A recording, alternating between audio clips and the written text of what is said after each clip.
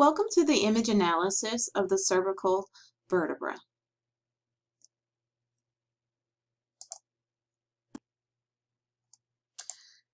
So let's review the image analysis guidelines for the AP axial C-spine. The spinous processes should be aligned down the midline of the cervical vertebral bodies. The mandibular angles and the mastoid tips here should be demonstrated as equidistant from the cervical vertebra. The articular pillars and the pedicles should also be demonstrated symmetrically, lateral to the cervical bodies. Distances from the vertebral column to the medial clavicular end should be equidistant. That's how you're going to determine any type of rotation. The vertebral bodies are demonstrated without distortion. Each vertebra spinous process should be visualized at the level of its inferior intervertebral disc space. Other words, the spinous process should be in the intervertebral disc space, not demonstrated within the disc itself.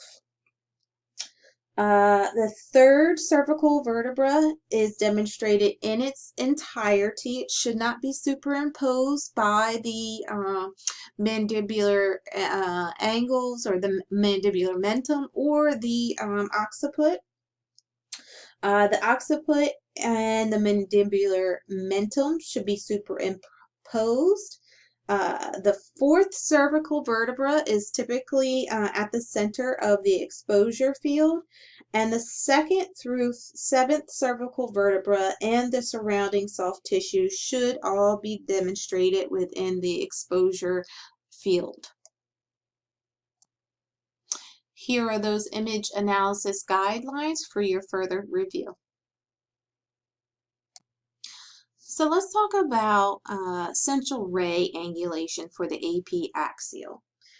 We know that for an AP axial projection, we need about a 15 to 20 degree central ray, cephalic central ray angulation.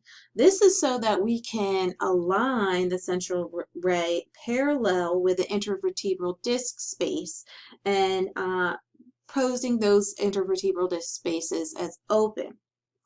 When there's a misalignment of the central ray, those intervertebral disc spaces for the AP projection will be demonstrated as closed.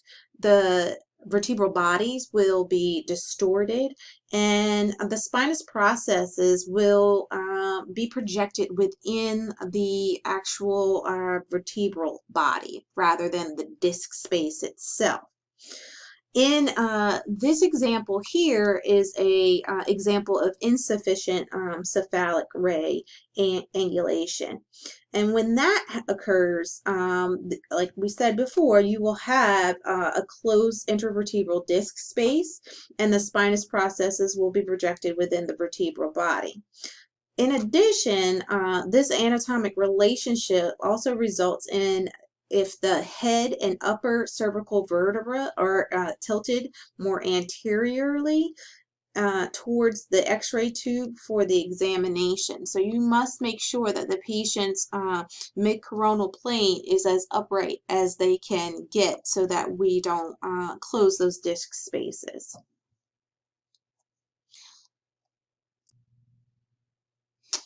In excessive cephalic central ray angulation, that is where the central ray is aligned more than is needed to align the central ray parallel with the intervertebral disc spaces.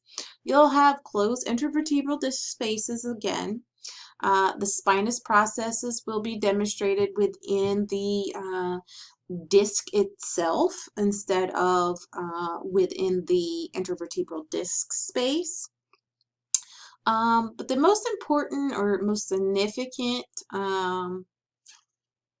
way to identify excessive central ray angulation is seeing how elongated the neck becomes in this projection. Also, you'll start seeing these little processes called eucynate processes, almost look like vampire teeth.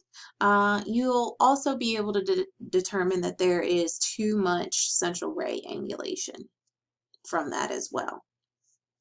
So in this case, we would decrease that central ray angulation maybe to 15 from 20 degrees to get a more accurate projection with intervertebral disc spaces open. Moving on, let's talk about the correct positioning of and the relationship of the chin and the occiput. When we achieve accurate positioning, the occiput and the mandibular mentum should not be superimposing the third vertebral body here, okay? In this case, when the mandibular mentum is superior to the occiput, meaning that the chin is positioned superior to the back of the skull will superimpose the third vertebral body. You want to ensure that the inferior surface of the chin is basically parallel with the floor, or you can utilize the lower surface of the upper incisors to the mastoid process. They should be, that line there should be a line perpendicular to the IR to clear that third vertebral body. Now, when we have just the opposite, the mandibular mentum is inferior to the occipital base, meaning that the chin is tucked too far downward, the chin or the mandibular mentum will superimpose the superior portion of the cervical vertebra. So we'll need to repeat this image in order to attain that third vertebral body free of superimposition of the mandibular mentum. So let's look at our first practice analysis of this AP axial C-spine projection. First thing you want to ask yourself is, do we have all our anatomic structures? And yes, we have a C-spine on the image, but are they accurately positioned? And so the first thing I like to ask or look for is rotation. First, you want to, if you can, determine if there's rotation. You can look at the clavicular ends. In this projection, we don't really see much of the clavicles here, but you can see a little bit. This clavicular end is a little bit away from the vertebral column here. You can also look at the alignment of the spinous processes here.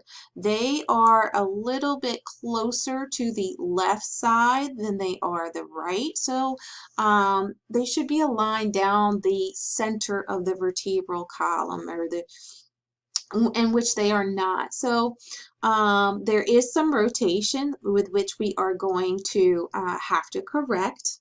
The next thing is you want to be able to count your cervical vertebra and determine whether or not you see all of C3. And in this case, when counting from T7 on up to C7 to on up, the third cervical vertebra is superimposed by the mandible here in this projection. So the patient's chin is tilted down. We will have to address that positioning error as well. Also, you want to look at the position of the spinous processes. They're already highlighted in this projection. Where are they located? They're located within the vertebral bodies and not the intervertebral disc spaces. Therefore, we have a central ray angulation problem. I would, if anything, go and look and see what your central ray is. It may not be sufficient. I don't see an elongation of the neck, so I'm going to go with that there is an insufficient alignment. So we may need to increase this degree of central ray angulation. In order to correct this, like we said, we're going to increase the degree of central ray angulation. We're going to elevate that chin so that the incisors are perpendicular with those mastoid tips here. And we are also going to rotate that patient towards that left side until the mid-coronal plane is aligned parallel with the IR in order to fix some of that rotation. In our next AP axial C-spine image analysis, we want to first look for our anatomic structures here and present. Yes, they are all here. However, are they adequately represented? And no, they are not. You can see an elongation of the neck here.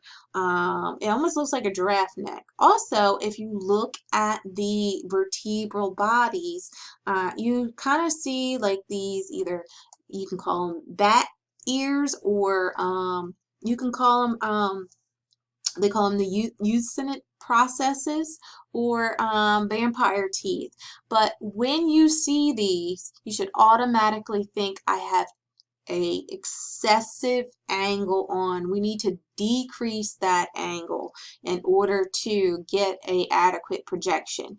Also, it's almost as if you're looking from below up into the patient's neck. You're seeing all the way up into the dens here and up into the skull, so that central ray should automatically these anatomic misalignments should automatically signal to you, my central ray is angled too cephalically. I need to repeat this and bring it down, decrease that angle of to 15 degrees.